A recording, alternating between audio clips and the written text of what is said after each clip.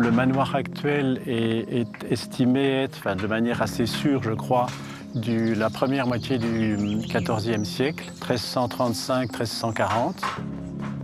Au XVIIIe siècle, il y a eu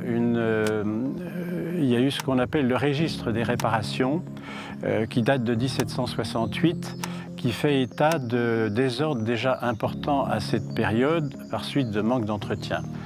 Donc quand je suis devenu propriétaire, donc après le décès de mon père, c'est-à-dire il y a une vingtaine d'années maintenant, le manoir était dans un état assez affligeant. Les dégradations s'étaient poursuivies. Heureusement, l'édifice était quand même solide puisqu'il était encore debout. J'ai fait bâcher la toiture qui ne permettait plus d'être réparée. Et j'ai commencé à partir des années 2005-2006 à envisager, enfin j'avais déjà ce projet en tête depuis longtemps, j'ai commencé à envisager un projet de restauration. Le bâtiment est abandonné, en tout cas très mal occupé depuis plusieurs siècles. Et donc la matière archéologique et la matière historique sont restées sur le site. C'est ce qui nous a permis de découvrir un certain nombre de choses. Et tous les vestiges nous permettent une restitution extrêmement fidèle de ce que pouvait être ce manoir. Alors la période de référence, c'est plutôt le XVIe siècle, où le manoir a subi grande transformation. Et c'est donc la période de référence qu'on a choisie pour restituer cet élément.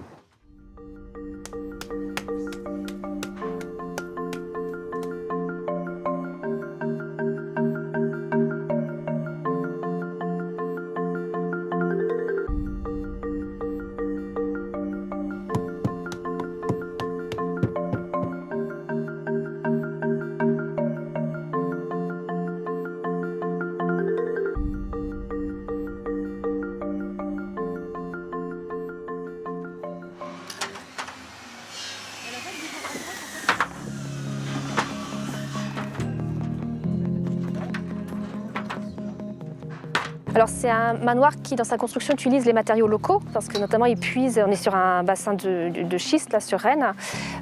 Donc il utilise ces matériaux, c'est essentiellement du schiste, du petit moellon de schiste, ce qui fait que ça crée des problèmes de désordre dans les maçonneries, parce qu'on n'a pas de pierre assez longue pour lier les deux parements. Et on le voit d'ailleurs sur cette façade nord, qui a bougé au cours du temps, qui s'est sans doute en partie effondrée et qui a été reconstruite. Le liant, c'est de l'argile, parce que l'argile, on l'a sur place. On a des murs en terre, donc c'est vraiment un manoir qui utilise, dont l'économie de chantier utilise vraiment les ressources locales. Donc c'est vraiment un des manoirs qui était essentiel pour la compréhension aussi de la typologie des manoirs en Bretagne, et plus particulièrement dans la région de Rennes. Assez peu de matériaux modernes avaient été utilisés dans cette ferme, puisque c'était devenu une ferme. De ce fait, on a encore sur place toutes les techniques anciennes, notamment la terre qui était très utilisée dans la région de Rennes, mais il y a de moins en moins d'éléments conservés. Ici, on avait des murs en terre, des remplissages en terre, les planchers en terre, et tout ça va être fait exactement de la même manière.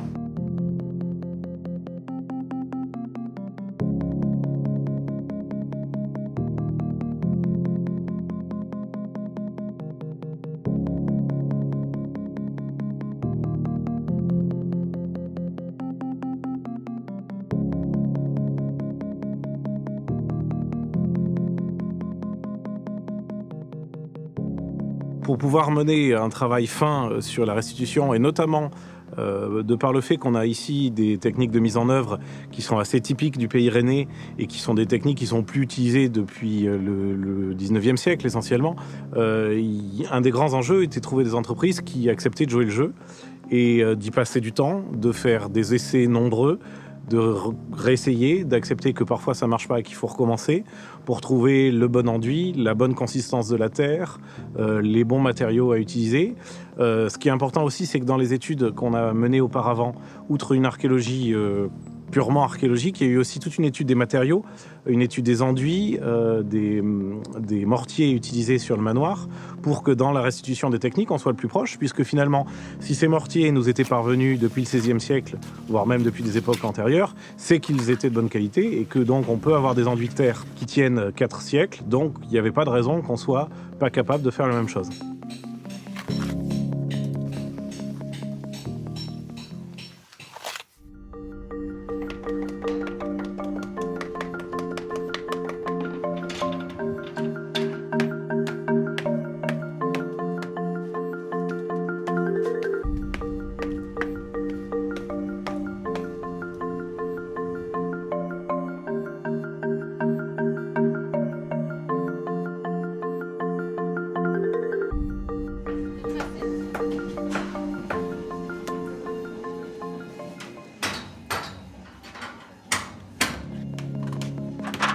L'état du bâtiment, au départ, c'était un peu juste parce qu'il est resté très longtemps découvert. Comme on voit, il n'y avait pas de toit, donc il y a eu des infiltrations d'eau. Donc on a eu beaucoup de murs qui ne sont pas écroulés, mais qui étaient vidés par la terre, étaient vidés par la pluie. C'est pour ça qu'on est obligé de reprendre du bas jusqu'en haut, avec une reprise de fondation aussi, parce que les fondations sont inexistantes.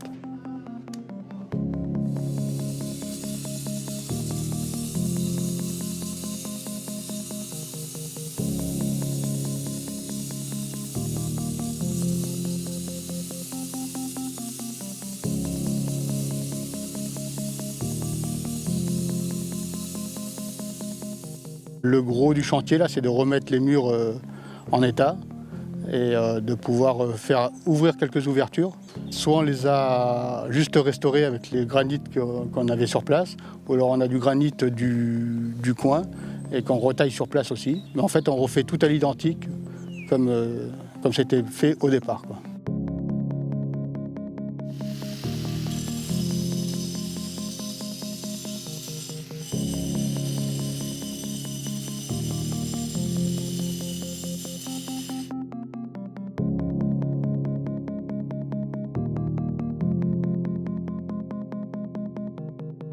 La particularité du chantier, c'est surtout qu'on ne travaille pas beaucoup à la chaux, on travaille vraiment comme à l'époque où le manoir a été construit. C'est-à-dire on récupère la terre sur le chantier, on la trie et on remonte tout en bauge et en maçonnerie de pierre et terre. Donc on est dans un secteur sur la paroisse de l'Ermitage ici où il n'y a pas beaucoup de pierre. Donc la pierre, il fallait la faire venir des environs, pas très loin, mais à l'époque, les coûts de transport étaient sans doute une contrainte.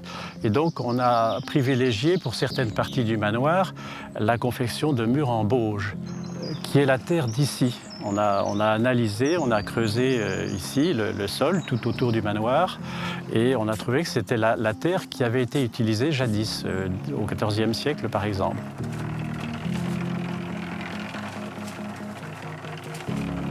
Ici, on emploie la technique de la bauge, qui est une technique de la région du bassin rennais en particulier, où c'est un mur plein en terre, un mélange de terre-paille. Donc voilà, une terre argileuse. Donc vous prenez la terre qui se trouve sous la couche d'humus, et donc on fait des briques au sol, et on les assemble ensuite sur le mur. C'est une maçonnerie en épi, avec donc il y a une levée qui est dans un certain sens, en fait, vous voyez.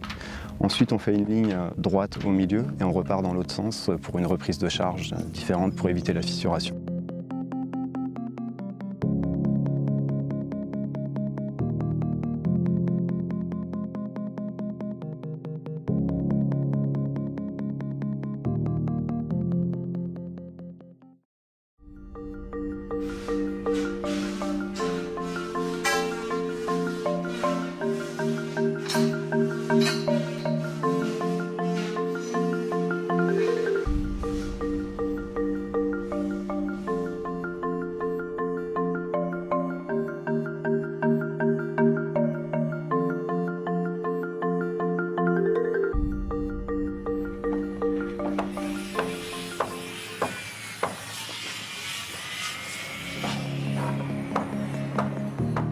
La restauration de ce bâtiment me tenait à cœur parce qu'il est parvenu jusqu'à nous depuis donc le XIVe siècle, peut-être même avant.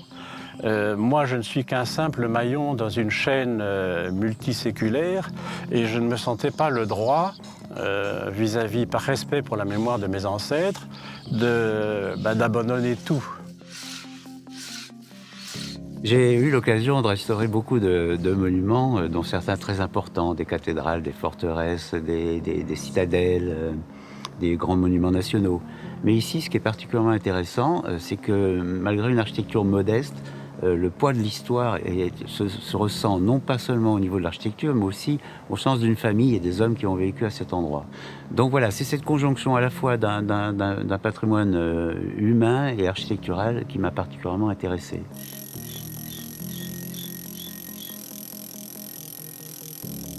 Je pense que c'est important que nos racines, non pas simplement pour ma famille, mais nos racines au sens large du terme, puissent, comment dirais-je, se perpétuer. Je pense que c'est important, mais également que ça puisse aussi servir lors des visites, parce que je pense indispensable que ce manoir puisse être ouvert à la visite, mais en montrant justement, grâce à ces moyens modernes, là, comment ça se passe, et je pense que ça peut intéresser les gens.